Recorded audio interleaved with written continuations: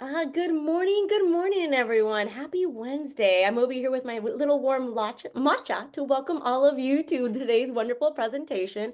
If you folks have not joined us before, my name is Sadie Uribe, and I am the Los Angeles Regional Media Producer for the SBDC.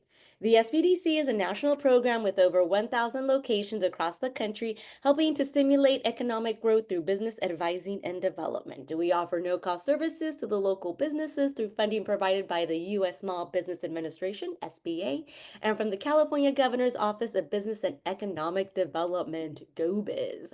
The Los Angeles Regional Small Business Development Center network serves small businesses throughout Los Angeles, Santa Barbara, and Ventura counties. And what do? Well, we offer no-cost business advising, meaning that you can meet one-on-one via phone or Zoom to address your specific needs and challenges.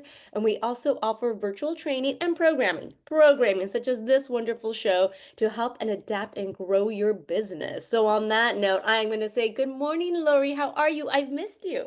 Good morning, Sadie. I always miss you. You are just nailing that introduction, man. You are just nailing it. I love that. What do we do? Hey, frequent flyers out there. Doesn't she just got it? Okay, so before we get started, for those, I'm going to shout out to the frequent flyers who know me. Everybody that knows me for a long time knows I have a cat. Adventure Cat goes everywhere with me, right, guys? You know this. Okay, I'm going to go into some serious stuff in a second, but I got to show you. My baby got some new wheels yesterday, some brand new wheels. We have wore out 3 strollers now. So I went out yesterday. We got new wheels. This is the first ride in the new wheels, and I thought it was just so darling. I had to share that with everybody. Okay, so now to get to the serious stuff for today. We're going to have a great show today. So let me kind of get through the beginning things I always tell you about. Sadie will be putting all my upcoming webinars within the chat. I know I keep saying I'm going to do a special one on S Corps and taxation, and it's almost the end of the year. Holidays are coming up. I'll get a chance to get on top of that and bring some new stuff for next year for sure. Okay, upcoming shows. Shout out to Derek. I know he's there in the audience. So this is what happens, guys, when you are in the audience and you reach out to me for a question. I just say, hey, why don't you come on the show? So I'm very excited to have Derek next week. You're going to love it. He's starting out in his company. Great spirit, great person, excellent story. V&D's, risotto butters. He's going to tell you all about it, this unique combination, where he came up with it, and all the stories that we want to hear.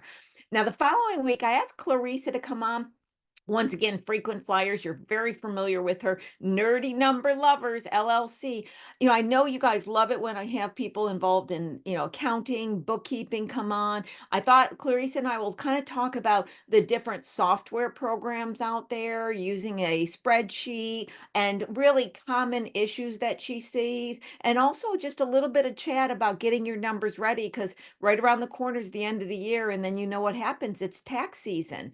So then it comes to November 27th. I realized that was Thanksgiving week. I always am in this conflict about what to do on holidays because I don't like guests to come on when it's kind of a short week and everybody goes on vacation. But I know you guys are always there. And so I said, okay, we need to have a Lori Ask the Audience. What would you like to talk about? I know we just had an Ask Lori, but I thought, you know what, with it being Thanksgiving, a short week and everything, let's do this to it, right? So that's what we're going to do. We're going to have a conversation.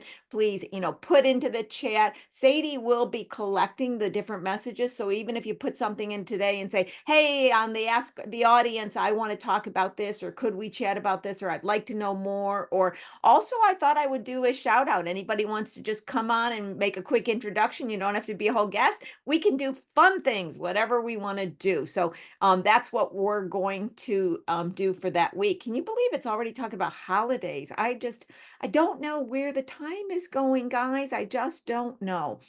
Well, let's get to the exciting show today. Those of you who, once again, have been a frequent flyer, you're very familiar with Elianne Rodriguez. I've had her on before. Elianne is a serial entrepreneur with 17 years of experience in small businesses, education, and tech. She believes entrepreneurship and technology are great disruptors to build accessible and equitable ecosystems.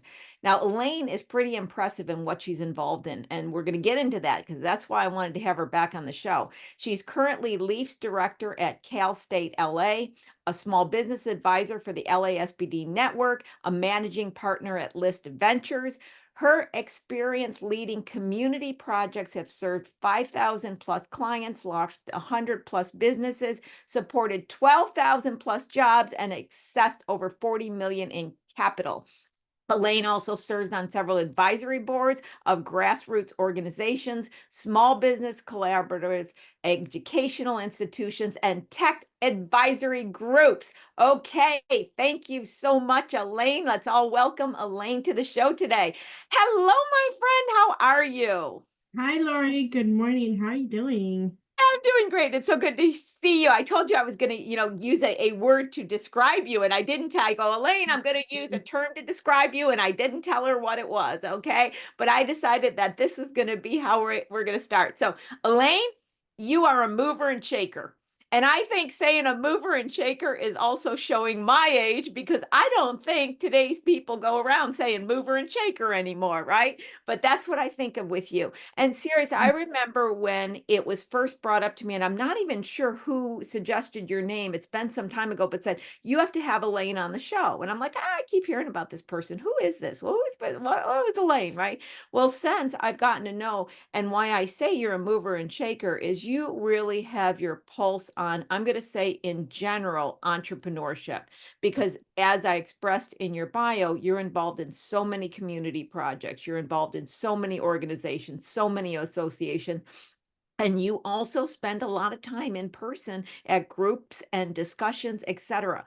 And so that's why I wanted to have you on the show and talk about what's happening in entrepreneurship. But before I go down that road, to those who haven't met you, I know you also have an interesting small business family background. Can you bring us all up to date on your bio, your history, where you got to and where you are now? Because it's a great story to begin with.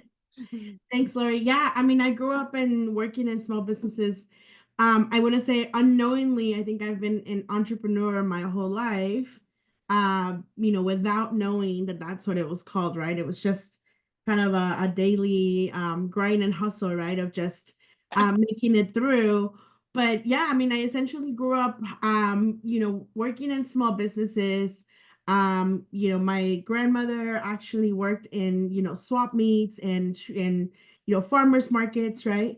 And so I oftentimes accompanied her, and learned how to like sell, whether it was food, whether it was vegetables, fruit, clothes, and whatnot. And so always helped like the mom and pops pop-up shops at the different street fairs that we worked at. And when I immigrated to the US, right, that didn't quite stop. I mean, my parents have businesses. My uncle had, a taco shop for a little while. My dad's actually a construction worker, and so he's always had a small construction company. And then all through high school, I actually worked with several family members, whether it was, at the restaurants that they own, at the swap meets on the weekends, just like selling different things, and became pretty entrepreneurial, like late in high school as I started like tutoring, seniors, right, in order to graduate. So entrepreneurship has been in from the beginning in my life. I started working in a small coffee shop when I was 17. It was like my very first non-family like paid job, right? Like where I had to clock in and clock out. And I've worked in over, I want to say the last time I did my resume working under small businesses, I worked in over, 27 small mom and pop shops, under 25 employees, most of them under 10 employees. Have worked in retail, have worked in cosmetics, have worked in, medical field. I worked in food and beverage. I worked in, customer service. I worked everything from B2B to B2C. And essentially that was really like where my love for small business and my love for startups really has, come from. I transitioned to working into tech, actually with the SBDC as an advisor, and I was working under a center. in 2018 and actually started working in startup companies, right? So I was working with a lot of tech companies. I used to say this. We work with the baby Ubers and the baby Facebooks, right? That Mhm. are coming up out of LA, and really micro focus on supporting entrepreneurs from underserved communities, right? So I didn't learn what tech was. I didn't know there was incubators. I didn't know what venture capital was. I didn't know any of the tech space and or background until I was, working in this space, right? And it was like a whole nother world, a whole nother level of learning, and wanted to just bring some of that back to our community. So yeah, small business has been, my background, startups, micro enterprises. In the last 4 years, particularly, I've been focusing in micro enterprises and pop-up businesses. So with Leaf, we primarily work with all of the really, really early stage businesses that are, coming out of the pandemic, folks that were either, changed careers during the pandemic or had transitioned out of corporate America into starting their own thing, and are supporting them into that transition of like formal businesses and growing them and scaling them and looking at what their future looks like. So yeah, that's a lot of the work that we do now. That was a wonderful summary. Thank you so much. And so where I'm wanting to go, and like I was telling Elaine and I were talking before we started the show, and I told her, I said, I'm not really sure where I want to go exactly, but I know kind of what kind of discussion. And please shout out to you guys in the audience, put it in the Q&A. You've got thoughts on what I'm talking about as well. I don't always see it in the chat, so put it in the Q&A. But Elaine, I remember when I was 25 and I started my first company out of desperation more than inspiration. I had to have an office because you could not. And I remember renting this ugly shag carpeting place, right? And then I had to have somebody professionally answering the phone. So I had an answering service because I had to pretend to be a large company of some sort or I wouldn't have been accepted, right? And then I remember watching and thinking one day when I was in a Starbucks on a phone making a big business deal, oh my God, how things have changed. And once again, being involved in this a long time period, now I'm watching and I'm seeing how the smaller companies, basically a lot of times out of necessity, not having resources and finances, which is your world, the people you work with, are starting leaner, they're starting smarter, they're creating partnerships, they're starting for different reasons. I mean, I could go on, and that's what I wanted to discover and talk about it with its main focus of the show of who is the entrepreneur today? Why are they starting the companies? What are they hoping to achieve? And we all know what they're lacking. We're not miss we know what they're lacking. More interesting question is how are they filling in the blanks of what they don't have?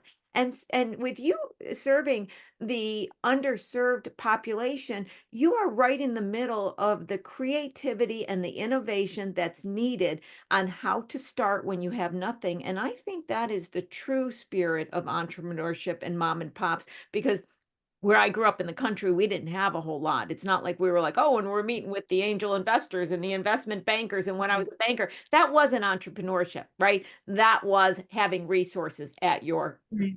fingertip. So that was a long dissertation of where I want to go. So let's start out with just a generally your thoughts on what have you seen in your time period that you see change among either the companies, how they're starting, the people, go anywhere you want, Elaine. But like as I sat back and reminisced about what I found fascinating, what have you seen that you've been amazed or fascinated by? Yeah, I think you're right about talking about entrepreneurs being leaner. I think they're leaner and meaner these days, right? And when I say that, I mean like they are really being scrappy and really being thoughtful about the kind of resources and or activities they engage in to make sure that they're starting their businesses right and that they're being sustainable to a certain extent as they're just getting started, right? So um I'm seeing a lot of in the last 2 years that we've seen a lot of folks transition out of their jobs, right? Where they'll either go part-time or carve out time during their day to start a side job, right? To start a side gig. And they're like, I'm going to work on this business for X amount of hours while I still have my full-time job, but my goal is in 2 years to like quit my job and just transition full-time, right? We're not seeing we're not seeing that like the full plunge right off the bat. Like Right. folks are not just being like, I'm gonna quit my job, I'm gonna go do this thing full time, like, no questions asked, right? There's a lot more caution and a lot more just kind of steps that people are taking to be like, okay, I'm gonna, try this for a little bit until I can see it really being sustainable, and then I'm gonna make the jump. I think that has a lot to do with, just the different spaces in which like the economy has taken us, and where folks feel safe to actually make that jump and say, okay, I'm gonna be a full-time entrepreneur. The other thing that I am seeing, because we are in this remote space now, right? Like there's a lot more folks that are able to start things kind of simultaneously, right? Because you no longer have to be at a job, 9 to 5, right? You don't have to clock in and clock out. You just have to do your 8 hours of work, and it could be done from a coffee shop or from somewhere else, right? So you're seeing a lot of folks kind of multitask or multi-juggle their business and their in their jobs. Um I want to say like creativity has come back in a lot of different ways, creativity and innovation in terms of like the products and the services that you're seeing, right? So things that you wouldn't normally or that we weren't seeing for a while, right? Like so sure you want to be a candle maker, but then they're also, saying, well, what if I teach you how to make candles, right? And so you're Yeah. seeing multiple sources of revenue and income streams from just people's creativity, right? One of the business owners that we speak to, one of the business leaders that we work with, shout out to Ellie from Earthy Corazon in East LA and City Terrace. She is an artisan, right? She went from being a candle maker to being an artisan. She talked about this a couple weeks ago on a panel where she was at, and I thought, yeah, that's really like a great way to explain who she is as a business leader, right? She has a little shop, so yes, there's open doors where she has candles and she carries products from all kinds of people in her community. But she's an artisan at heart. And so not only is she making candles to sell them, but she's also teaching others how to make candles. She's hosting all kinds of creative workshops in her space. She's hosting all kinds of wellness workshops in her space.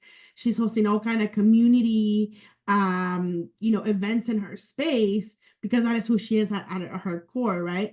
And so she has redefined what kind of business owner she wants to be, what kind of business leader she wants to be, by putting all her creativity into this one space, right? So you're seeing a lot of that where like folks are seeing themselves and seeing the multi-layered individuals that they are, which I think is beautiful. And they're Yep. like they're learning how to make money off of the multi-layered individuals that they are, right? Like putting all their talents to use, not just like I said, in making the candles and having a brick and mortar open, but also like everything else that she knows how to do. I think she talked about previously being like political canvasser, right? So she does a lot of community work. She's like, I've used my political canvassing skills to like really gather my community and bring them to my store on a regular basis for different things. So that I think we're seeing multi-layered, multi-talented individuals become entrepreneurs, become community leaders that just happen to also have a business, right? Yep. And Yep. that's like a Yep. multi-effect. I love everything you said. In fact, my biggest challenge as I was listening is trying to memorize and categorize everything so I know go back, because there was just so many gems. So here's my best attempt at going back of some of the things. One of the things that struck me immediately and I loved hearing is, and I'm seeing it myself, is this piecemealing together the company rather than jumping in. And during, once again, I've been around a long time. When the tech boom hit, it caused this belief, you just jump in, it's going to be valued at $1 million. And I think it created a false mindset for the next age that came up, that you just don't look, you just go, and passion will get you there and tech will get you there. And that's harmed a lot of people. So I love that it's coming back into a sensibility and allowing the entrepreneur to basically have an income while exploring, because I think when you're worried about money, you're shutting down everything professionally and personally, and that just does not go down the road properly. So I think that's a wonderful thing. And I want to touch now on um I think I'm going to go first with collaboration. I'm going to go collaboration and then I'm going to go into integration. So I'll come back in that a second. What I also, and I just love this, is what I'm seeing, and I want you to talk to it, you started to, is how people are collaborating. So maybe they don't have all of the resources themselves, but they're forming structures with partnerships. They're forming structures with maybe you make this, I make this. And what I also love, I'm going to bring this in too, Elaine, is in the collaboration, there is a group sharing of what they're doing. You know, in my era, it was like trade secrets. I'm going to hide my trade secrets. You can't have my trade secrets.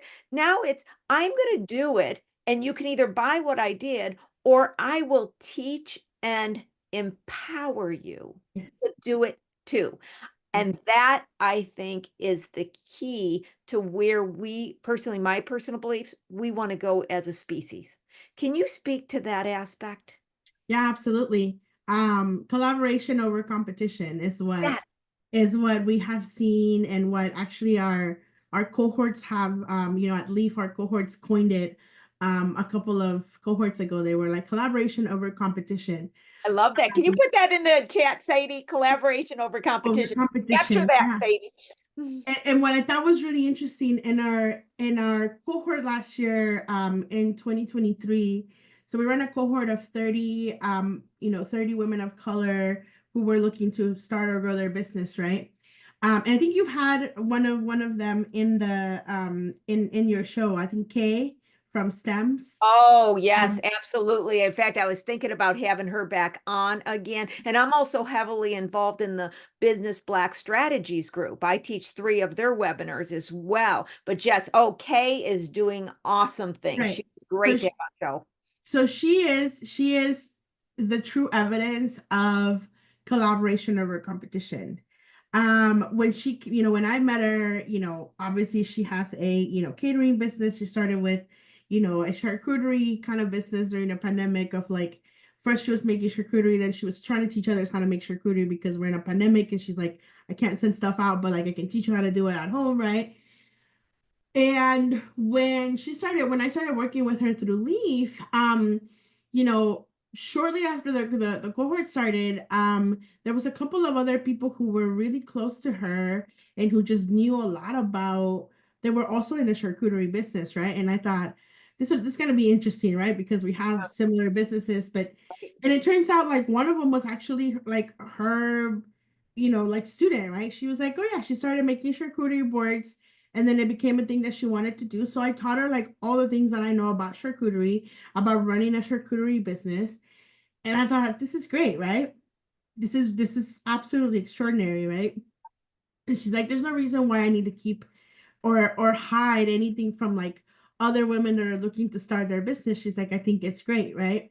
And her whole model up until now in terms of working in her business has been to collaborate with other women. So she doesn't make the jams that she puts on her board. She buys the jams from another maker, right? She's like, I don't always make the baked goods. Sometimes I buy them from someone that I know makes really good baked goods. Or she buys, the barbecue that goes into some of her catering plates from a gentleman that does barbecue in Pasadena, right? So the collaboration component, she's like, I could do it all, but sometimes it's just easier to collaborate with someone else. And now we have 2 businesses going into, one particular project, right? And then she took that all the way to the very next level now, right? And again, I see this, and this is just an example, but like I see this across a lot of different industries and a lot of different companies, and we see it in all of the cohorts that we run.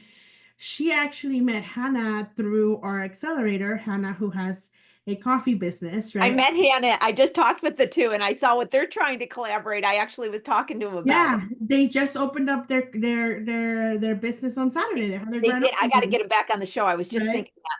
Yeah, we are neighbors and friends, right? And so Hannah for about a year was trying to, raise money to open up her coffee shop. And it's like she's going at it alone.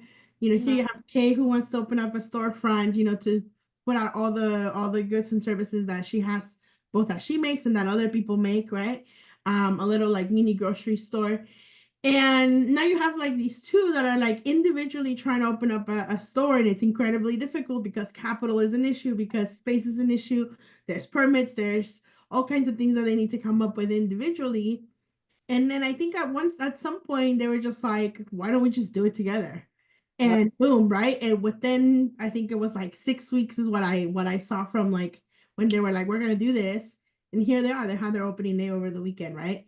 So collaboration, not just in terms of, a common goal, and being aligned in what they want to do as a community hub, right? Because again, their purpose for starting their business is more than selling coffee or selling charcuterie, right? Right. Or making money. They have all these other aspirations as business leaders. And one of the reasons why I call, business owners and or founders, I call them leaders, right? Because they are taking that step forward to being leaders in their community, to being leaders in their family. Many of them are the first ones to own a business in their family. Many of them are the first ones to like, venture into the space of, whatever industry they're in. And so to me, they're leading the way and showing their family, their communities, their kids, all the people around them what can be possible. um they have big aspirations as to what they want to do individually, but then collectively they were able to do it much faster, right? They're splitting resources, they're splitting, costs now, right? They have now there's two people that are fully, available for this business as opposed to just one. Which again, just kind of shows you the power of collaboration over, right, over competition. You know, Elaine, if I had within my power to take what you just said and make sure every single American heard it, I would do that. Okay. It's just so important. And, it was interesting because when Hannah and Kay had another meeting with me, it was really to figure out the legal specifics, the business license, how to make this work together. And that's all we were talking about. And they were like, Kay was like, and Hannah were, I just don't want to do it alone. It's alone. I want to have somebody Yeah. do it. And just the other day, I had a meeting that they set up through the SBDC, and I thought it was so fascinating. I was even thinking of having them on the show because my typical meetings are, we want to start a multi-member LLC and we're figuring out, it's all this complicated stuff, right? It was three hairdressers that had been working in, other places that leased. They got an opportunity to lease and get their own rental space, and they loved working next to each other. One of them could sign and afford the lease. So they did as a sole prop. The other two came on as sole props, each having their own. And what they were doing is looking at, how to create operating agreements between themselves, how to identify certain things, but they were remaining autonomous. They each had sole props, no nasty, complicated structure, no legal fees, but then they were all working and sharing under the umbrella. And we talked about like, well, give a time period if you don't sign the lease, give a time period if you want to leave. So, all these different things. And it was just a fascinating discussion. And I just think that when we collaborate, I love the collaboration over competition. I think we can all raise each other. And Yeah. I say this all the time, and I mean it from the bottom of my heart, coming from a small mom and pop type world. I believe small companies is where it's at. And I just have always felt like if we can work together, we can raise everybody. But before we leave this topic, and you may not know the answer to this because I don't know the answer to this, Elaine, what do you think has allowed, and I love it, what has allowed I'm going to call them younger because I'm older, right? When I was brought up in all my business training, we were just competition, keep our secrets. That was our mindset. How did it come about this lovely turn where people are looking at their actual competitors as collaborators? What do you think was the impetus of the new generation that allowed them to embrace this? Any thoughts? I think no, I think you're right. And one of the interesting things that I've now learned, and what, like, I'm going into my 10th year of economic development and running organizations that run economic development, right?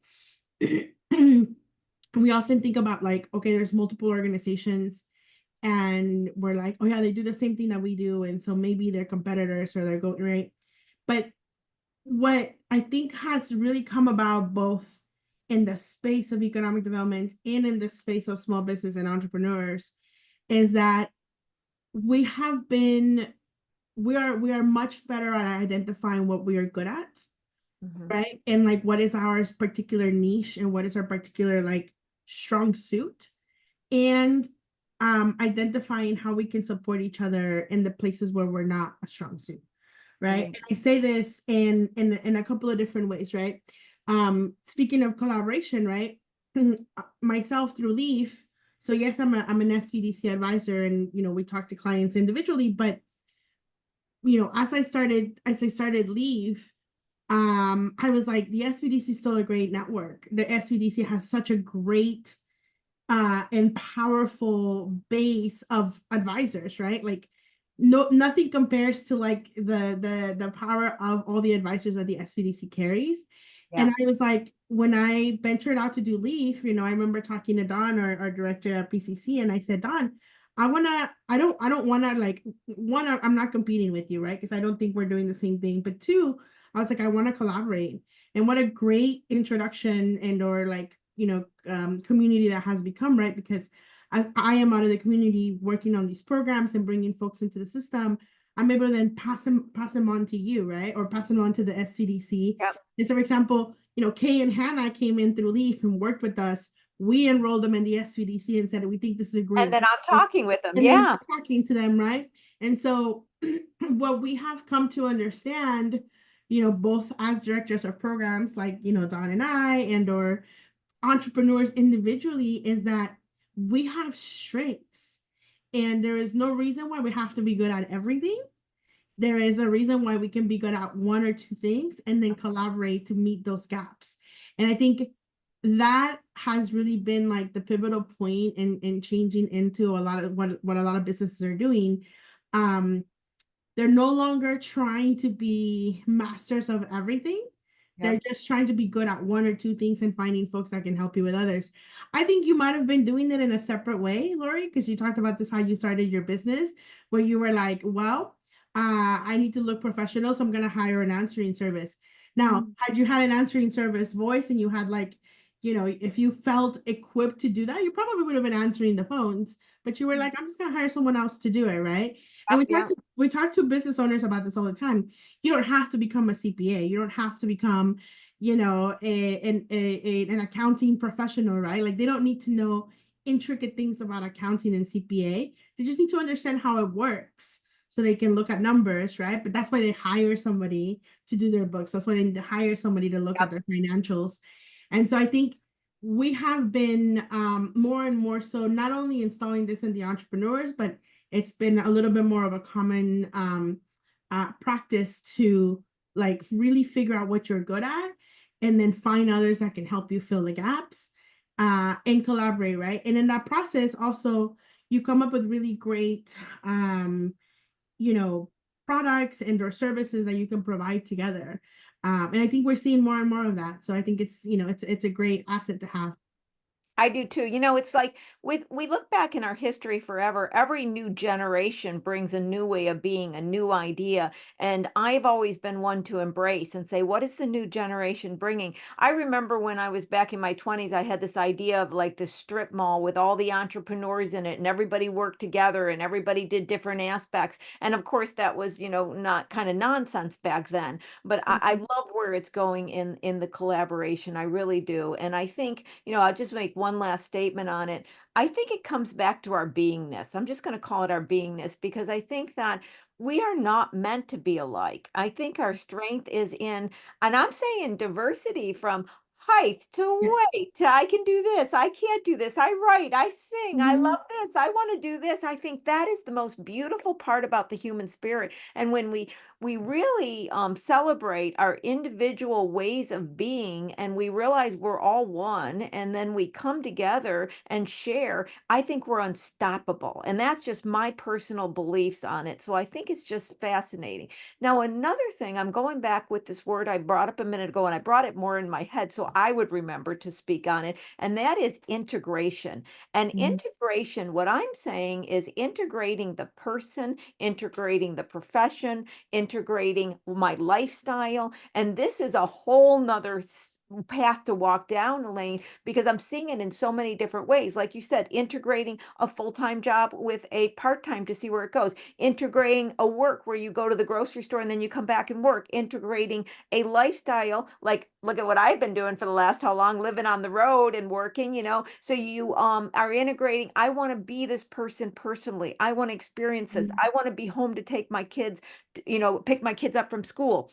And so it's a full integration. So it comes also, and I'm going to throw another thing on the list here, Elaine, so you can just take off with it, is what are today's entrepreneurs wanting when they start the company? I don't think there are any, and I'm glad about this personally, but I don't think they're about, I'm going to start a company and then it's going to be a multi-million and then I'm going to do an IPO. I think that nonsense, which, sorry, if you get there, you get there. That's great. I'm nothing against it, right? But I think it's nonsense to start in a small company and already talking about IPOs. I think that's a crazy leftover hangover, can I say, from the tech boom, right? So what are you seeing in the integration? What are you seeing in the emotions of why people start companies? What's making them happy? What are you seeing as Yeah. the reasoning?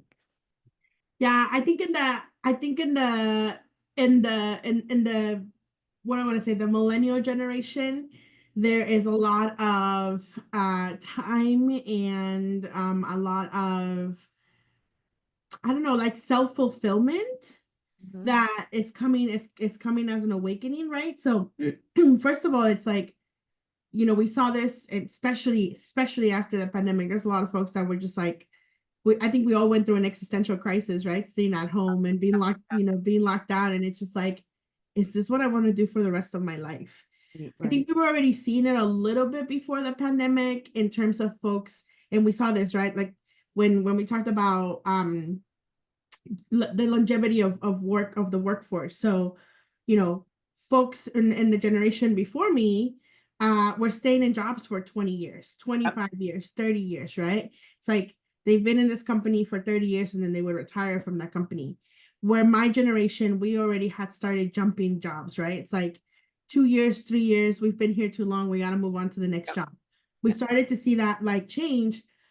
I think that change in jobs trend for my generation was really a like precursor to us realizing like, hey, like the workforce itself or the jobs that I'm getting are not fulfilling my personal costs, right?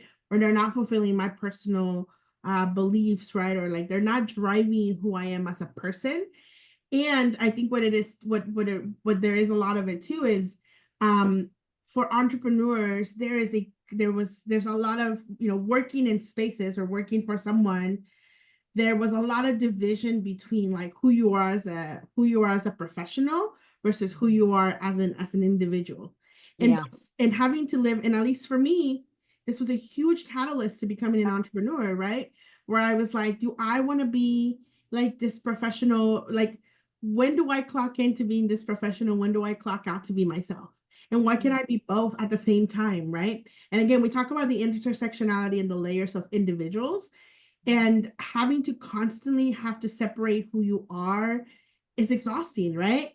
It's exhausting, and seeing how much time you're devoting to being one or the other, I think was really like what settled in during the pandemic, where it's like I'm spending, you know, 8 to 10 hours a day being someone that I'm not 100%, and then I'm only spending like 5 or 6 hours being who I really am, right? And so integrating those two, I think, is a lot of the causes why people become entrepreneurs, where they're like, I love making candles, I love making pies, I love doing whatever it is that they're doing, right? Selling or being. And then there's all these other like intricate like components that come about, where it's like, I also want to be a force for good. I also want to support my community. I also want to hire XYZ type of people, or I also want to do, right? There's all these other layers that we want to be and we want to do. And so entrepreneurship, and like you said in the introduction, entrepreneurship and technology are great disruptors to the systems that we see, right? So through being an entrepreneur, you can be both, like I said to Ellie, like she can be a candle maker and she can be a community leader, and she can still use her canvassing skills because she obviously likes doing that, right? And it all comes together in one place, and she doesn't have to disintegrate her values and who she is and what she likes doing and then what she's good at and then her talents. should put them all together and just be this one whole person that is running a great shop, right? So I think that is one of the things that we're seeing from the generations. What I think is really interesting coming out of the next generation, right, or Gen Zs, and I have 20 or so staff team Okay. members on Leaf that are Gen Zs.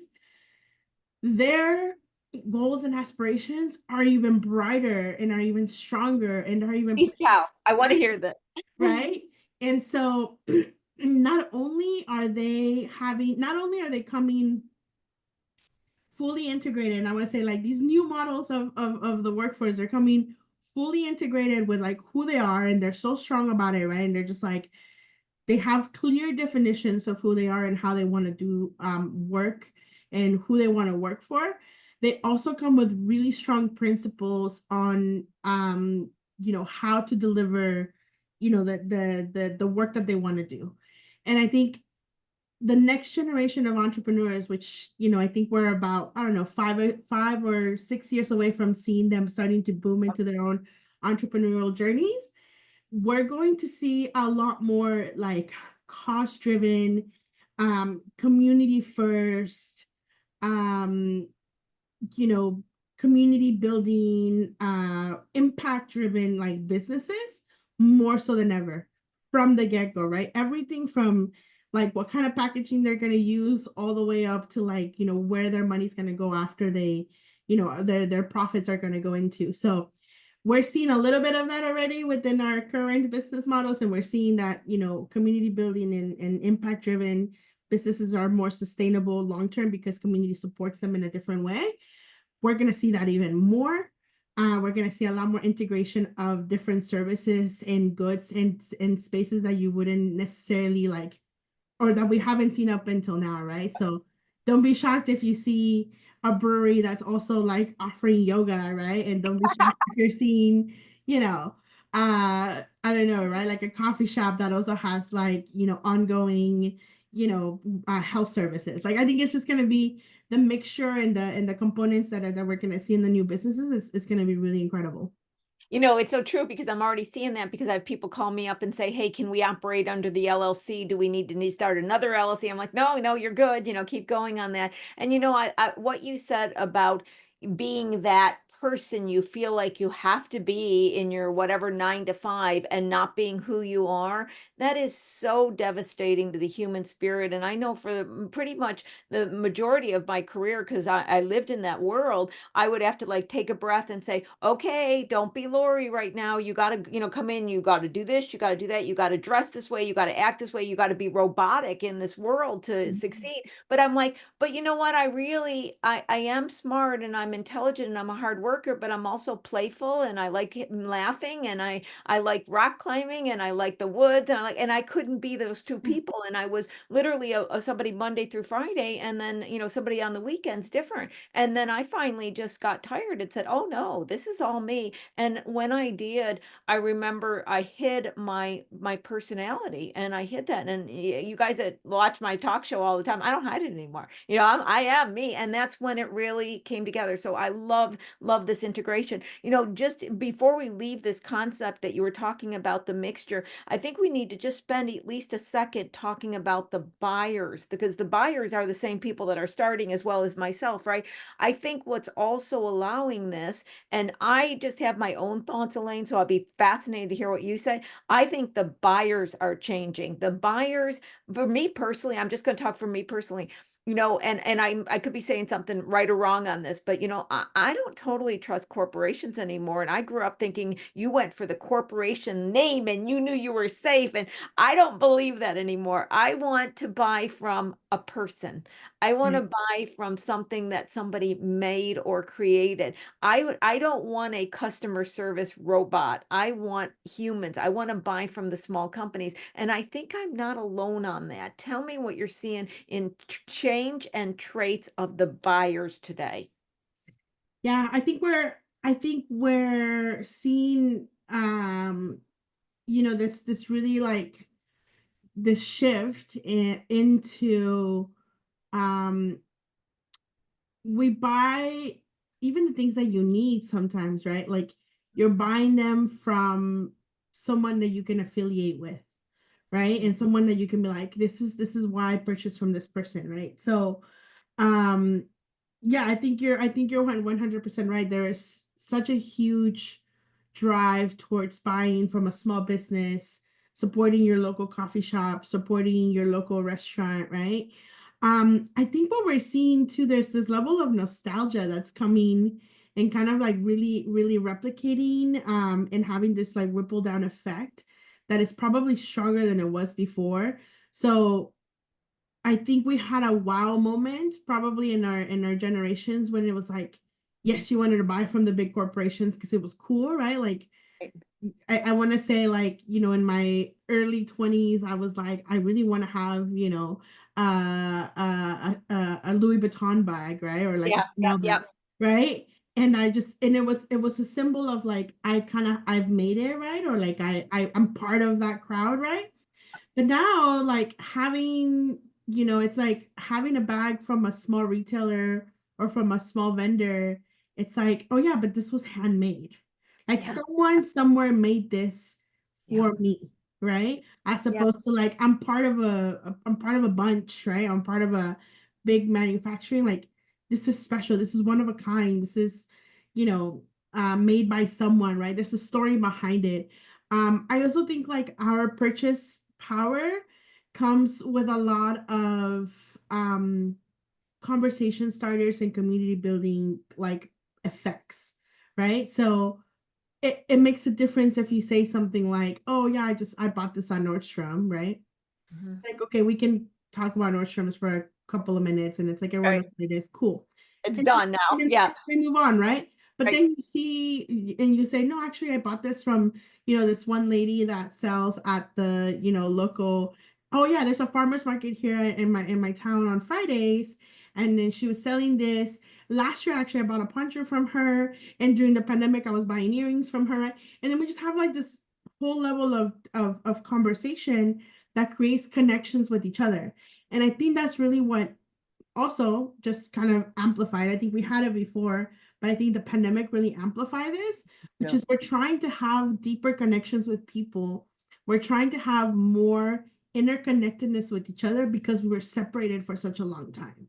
Because yeah, we were secluded for such a long time that we crave, and I mean, I think this is part of being a human being, right? Like we crave connections, we crave connectivity, we crave just wanting to be with each other as humans.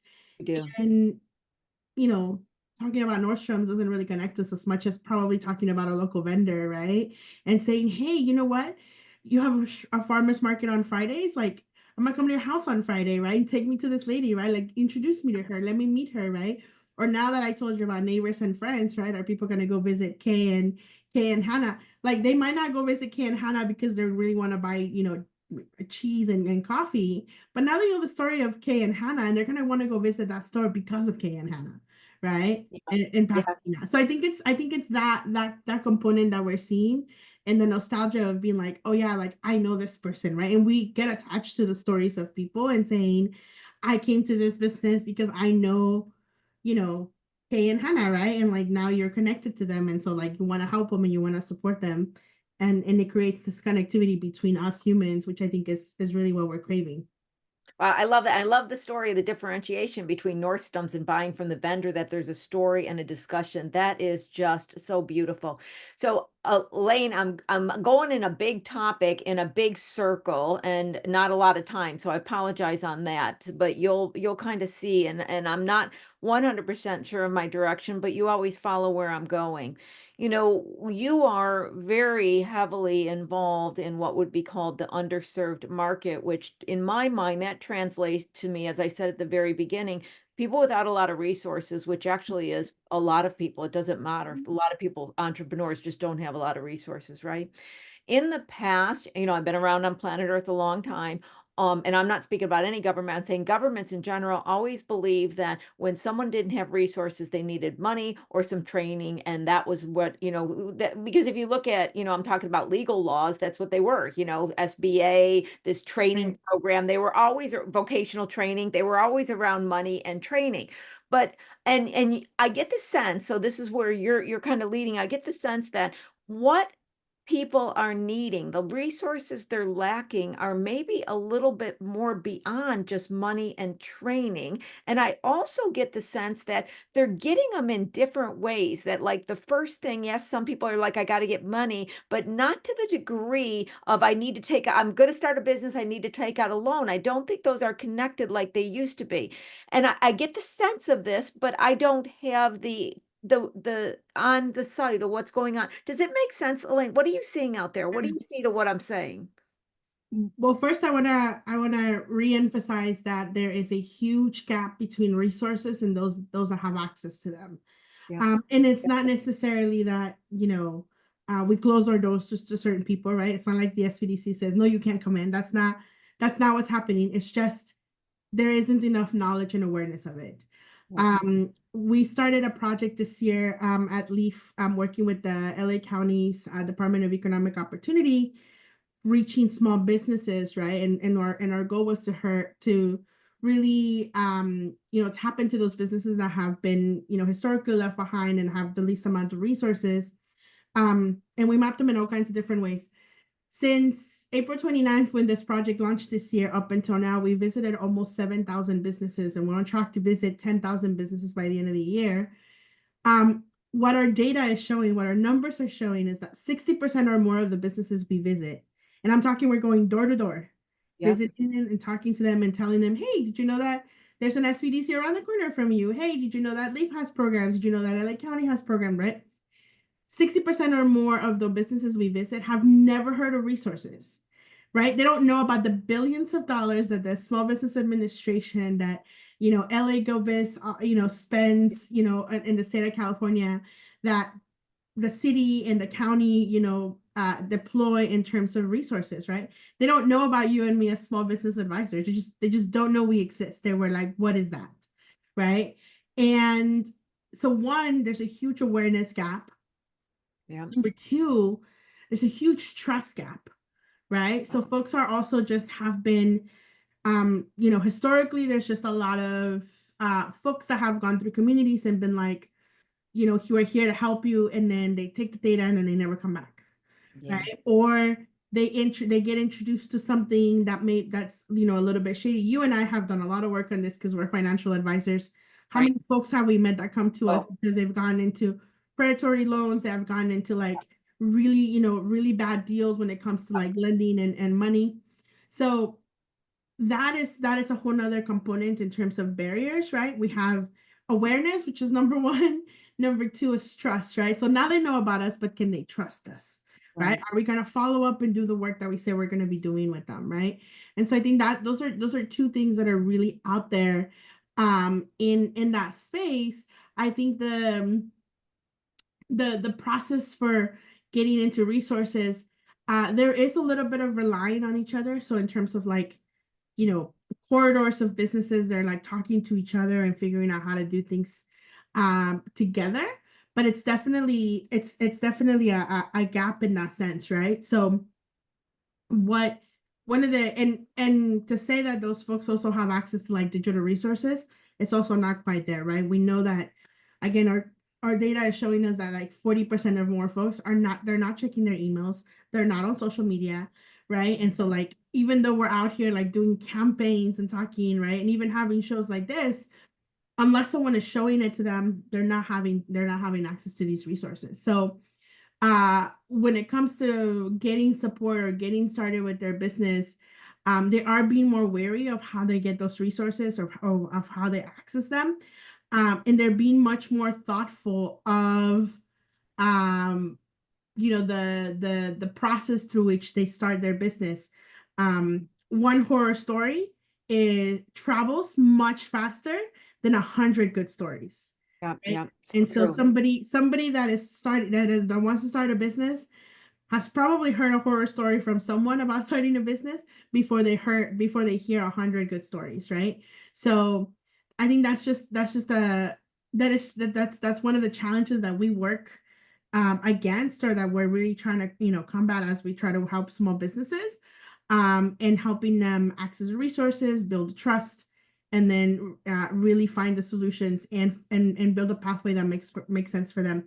And the final thing that I will say about like barriers and or when we're talking about entrepreneurs and how they're accessing, I think it's important too for all of us to have um, really clear understanding um, and acknowledgement that success looks different for everyone, right? And so I think you talked a little bit about this earlier, like not everyone wants to IPO, not everyone wants to be, a conglomerate, right? Like they want to be, maybe success for them is just making enough money to pay their home mortgage and their, car insurance, right? Like maybe we see a lot of businesses that are like, yeah, like I have this little shop and it pay for my 3 kids to go to college and I'm going to retire and that's good, right? And sometimes we come in with the preconceived notion or the preconceived message of like, but you could be so much more. And who are we to dictate what more looks like, right? Maybe that's enough, right? And maybe that is what they want to do. And so I think that is one of the biggest like takeaways that has come from this year for me, that is we have to redefine success and we have to continue to, and this is what Leaf and my team is all about. We are changing the narrative about who gets to be an entrepreneur and what that looks like, right? And success is different for everyone and that's okay, right? You want an IPO, we will get you there if that's what you want, right? Do you want to just pay your mortgage and make sure that your kids go to college? That's also fantastic. That, Yeah. there's no right or wrong way to do entrepreneurship. It's really about your journey and how you want to get there.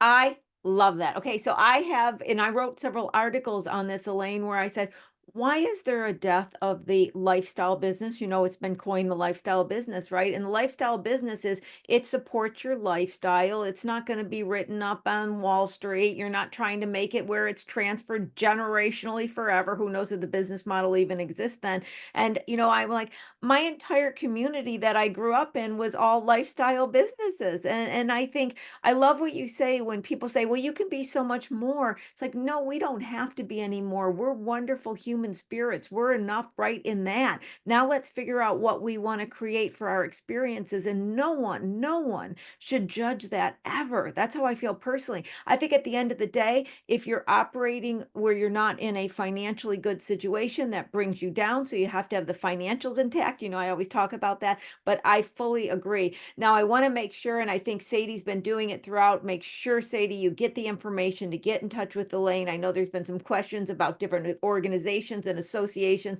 I want to make sure a complete access to Elaine for further conversation. So as we're closing here, I first want to just a warm heart thank you, Elaine. I love this discussion. I knew you were the perfect person to have it with me. I think there is so many wonderful, bright things that are happening, and we aren't talking about them enough. And I got one of the things that I took away, and I'm going to have you, give some final responses on that. And this is a shout out to the audience. And it's kind of in a silly way I'm going to say it, but this is what I kind of got from it, Elaine. Maybe if you're sitting there today feeling alone, feeling like you don't have resources, kind of just spend a moment where you see yourself stepping out of the circle that surrounds you and look around with open eyes to your competitors, to your vendors, to your neighbors, to your friends, with no borders, no boundaries, no walls up, no limitations, no preconceived notion on that person wouldn't be the person I could collaborate with, and just ask, who out there is doing something that if we did something together, even if it's just for an afternoon coffee and sharing ideas, can we both bring each other up in some capacity? That's where I would like to end. I want to pass it to you, Elaine. Yeah, and I think the one thing that I would add to that is, um, and this is hard for a lot of people, and I know for me it was hard until I started kind of like living by this model, which is, you know, ask for help Oh, twice yeah. as many times as you're willing to give help. Yes. So many of us are givers, and people will come to us and say, "Hey, can you do this for me? Can you help me with this? Can you?" They ask you questions, right, about things, and you don't hesitate. Like you're just like, "Oh, sure, right? Let me give you this website. Let me give you this email. Oh, I know this person, right? You connect people. I do this all the time, right? Um, but have a really hard time asking for help, because we let, because we feel inadequate, because, we don't feel like we deserve it, whatever it may be. Um, just ask for help twice as many times as you're willing to give help. Yeah. And I think that opens up so many more doors, right? And so many more opportunities to collaborate, right? To Yeah. talk to people about the challenges, to visit and embrace a new resource, right? Whatever that may be. So yeah, I ask love for that. help twice as many times. Such a very I fail at that. I'm one of the bigger failures at asking for help, thinking I gotta carry everything on my own shoulders, and Mhm. I'm suddenly learning that my shoulders are getting pretty sore, even physically, so I need to start realizing that it's time to ask for help. Well, Elaine, you're just a beautiful spirit to me. I have always loved speaking with you. I'm gonna bother you again to come back on the show, so I'm saying that ahead of time. But, from my perspective, I just feel like you're at the right place at the right time, doing the right things. You are shining. Other people are shining because of what you're doing. And we're just so lucky to have you with the SBDC and Leaf and the community and everything you're doing. So just a big thank you for not only being on the show, for being who you are and so observant and aware of what's going on around you to be able to communicate it effectively to my audience. Thank you so much, Lori, for having me. Always a pleasure, and I'm sure we'll see each other again. Absolutely, because you know what? I'm not gonna go without that because I just love talking with you, and today's been just so, so wonderful. So, Sadie, I'm gonna get you back to shut us down, and I'm gonna say that Sadie's gonna stay around longer as Elaine and I discontinue our experience from the show for today. Sadie will be here. That means chat will be open. She'll make sure you get Elaine's information, do a shout out to Elaine, find out the different associations she's in, the organization she's in, all of the different things. Do a shout out to me any way that I can help you. We're all going to grow, achieve, and become more than we even imagined we could. And we're going to do it together. That's the way we're going to do it. Sadie, back to you. Oh my god, I love that, Lori. Like, I'm like, "Oh, I feel like I should be writing that one right now." I was like, "Oh, I love this. It's great vibes for a Wednesday." I love it. And that's why we're all here, right? That's why we come together Wednesday mornings or with Yep, our frequent absolutely. flyers. Yep. So I'm going to say goodbye to everybody and thank you so much for the frequent flyers and those new to the show. Thank you for it. If it wasn't for the audience, Small Biz Talk would not exist and I would not have the wonderful, lovely experiences to have these great conversations with all these great people. So thank you for being there. I will see you next week. I'm going to check off. Thank you, Elaine, and bye. And Sadie, you stay after and make sure you get everybody's information and anybody that needs to reach out to either of us or the SBDC in general, that they have a resource and have an awareness, a trust, and know how to get in touch with us. Bye, everybody. Bye.